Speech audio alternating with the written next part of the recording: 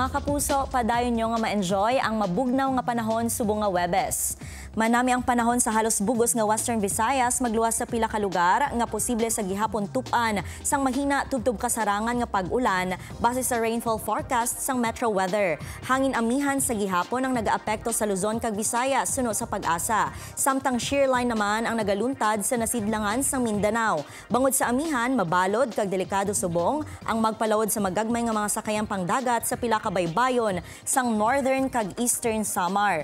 May gale warning man nga papanaog sa kadagatan nga sakop sang Cagayan Valley Region, Aurora, kag pila ka baybayon sang Ilocos Norte, Quezon, Bicol Region, Dinagat, Surigao Provinces, lakip ng Siargao kag Bukas Grande Islands kag Davao Oriental.